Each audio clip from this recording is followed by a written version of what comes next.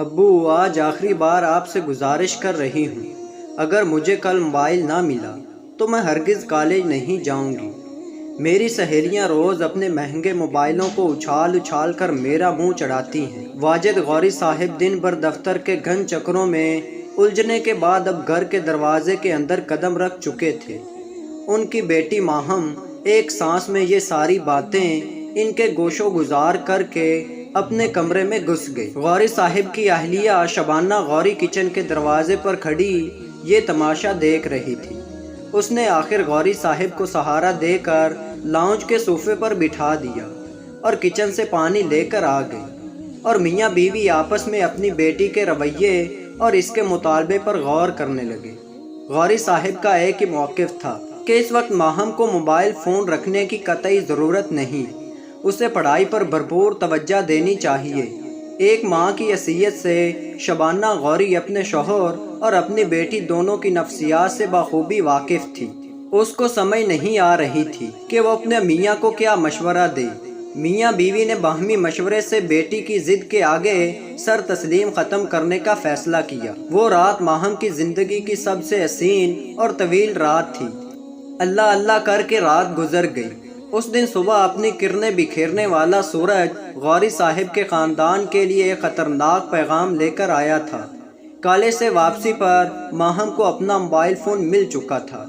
وہ موبائل ہاتھ میں لیے خوشی کے عالم میں کلا بازیاں کھاتے ہوئے اپنے کمرے میں گھس گئی۔ ساری رات وہ موبائل کے ساتھ کھیلتی رہی اور صبح پھر وہ کالج گئی اور پورا دن اپنا مہنگا موبائل دکھا دکھا کر سہیلیوں کا منہ چڑھاتی رہی۔ دن گزرتے گئے اور بات پرانی ہوتی گئی۔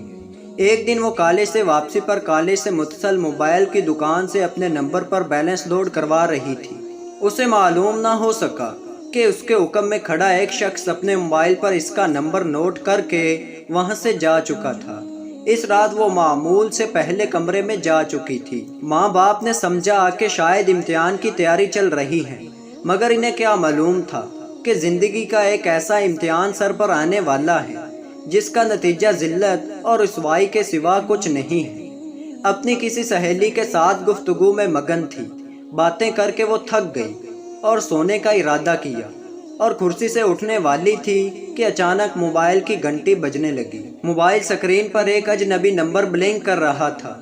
وہ کچھ دیر تک سوچتی رہی کہ یہ کس کا نمبر ہے۔ کافی سوچ و بچار کے بعد اس کے ذہن نے یہ فیصلہ کیا کہ شاید کسی سہیلی کا فون ہے۔ مس کالوں کی تعداد 4 تک پہنچ چکی تھی۔ 5ویں مرتبہ جب موبائل بجنے لگا تو اس نے کال ریسیو کر کے موبائل کو کان سے لگا لیا۔ ہیلو، کون؟ ماہم، میں کاشف۔ کون کاشف؟ کس کو فون کیا ہے آپ نے؟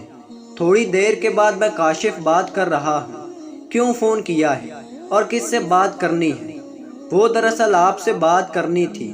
بکواس بند کرو۔ آئندہ اس نمبر پر کال کرنے کی کوشش کی تو مجھ سے برا کوئی نہیں ہوگا۔ یہ کہتے ہوئے ماہم نے کال کاٹ دی اور لیٹ گئی۔ موبائل پھر بجنے لگا، پھر وہی نمبر۔ اس نے موبائل کو کان سے لگایا اور گالیوں کی گردان سنانے کے بعد موبائل آف کر دیا۔ کئی دن تک یہ سلسلہ چلتا رہا۔ کاشف فون کرتا رہا اور ماہم اسے سنے بغیر گالیاں دیتی رہی۔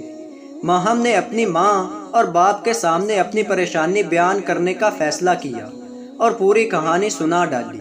ماں نے اس کو سختی سے منع کیا کہ وہ ہرگز اس کا ذکر اپنے ابو سے ہرگز نہ کرے ورنہ ادھم مچ جائے گا، اور نصیحت کی کہ اس کال کو ریسیو نہ کرے۔ مگر ایک کاشف نامی اجنبی شخص اس کے اعصاب پر سوار ہو چکا تھا۔ کچھ دنوں تک وہ اس کی کال نظر انداز کرتی رہی۔ ایک دن کاشف سے بات کرنے کا فیصلہ کر لیا۔ اسے پورا یقین تھا کہ رات 11 بجے کاشف کا فون آئے گا۔ رات کے 11:07 پر اچانک موبائل سکرین پر کاشف کا نمبر نمودار ہوا تھا۔ ماہم کی پریشانی پر کہیں شکنی نمودار ہو گئی۔ غصے کی وجہ سے دل کی دھڑکن تیز ہونے لگی۔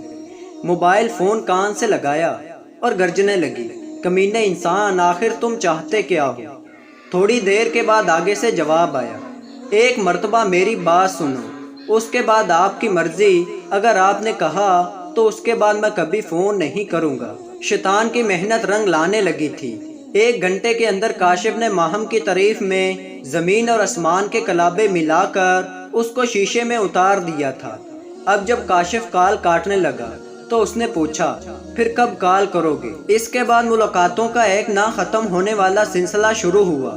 وہ گھر سے کالج کے نام پر نکل جاتی، مگر دن بھر کاشف کے ساتھ کبھی مزار قید تو کبھی کلفٹن کی سیر پر چلی جاتی۔ وقت گزرتا گیا، غوری صاحب دفتر اور سماجی کاموں میں مصروف رہے۔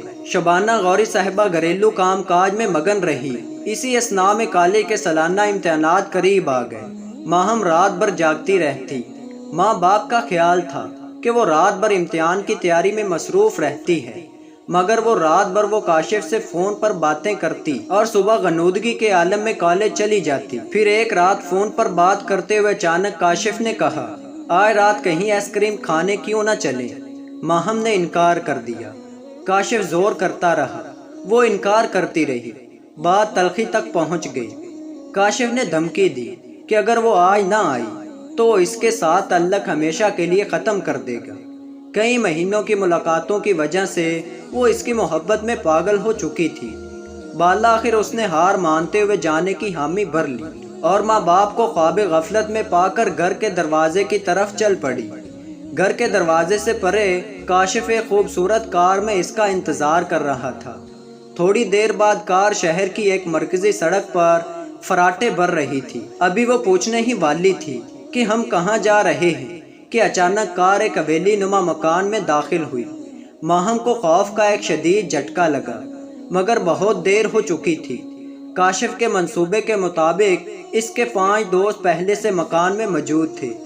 یہ کار بھی انہی میں سے کسی کی تھی۔ 2 دن بعد شہر کے مختلف اخباروں میں یہ خبر غوری صاحب کی عزت سر بازار نیلام کرنے کے لیے کافی تھی۔ معروف سماجی کارکن واجد غوری کی اکلوتی بیٹی کو گزشتہ اجتماعی طور پر عصمت دری کے بد جان سے بھی ہاتھ دھو بیٹھے۔ مسخ شدہ لاش سپر ہائی وے کے قریب جھاڑیوں سے برآمد ہوئی۔ یہ کہانی ان تمام لڑکیوں کے لیے ایک سبق ہے جو رات بھر لڑکوں سے فون پر بات کرتی ہیں، کالج کے نام پر اپنے عاشقوں سے ملاقات کرتی ہیں اور ماں باپ کو دھوکہ دیتی ہیں۔